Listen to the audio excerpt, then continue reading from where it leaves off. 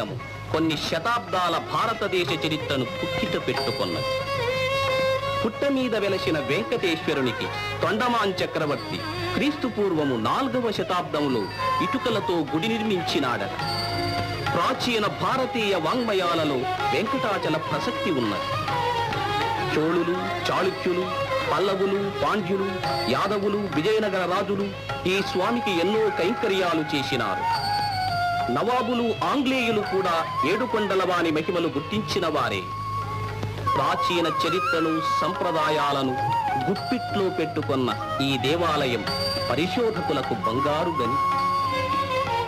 విశిష్టాద్వైత మత ప్రవక్త రామానుజుల వారు 12వ శతాబ్దంలో ఈ దేవాలయ పూజా విధులను కట్టుదిట్టం చేసినారు.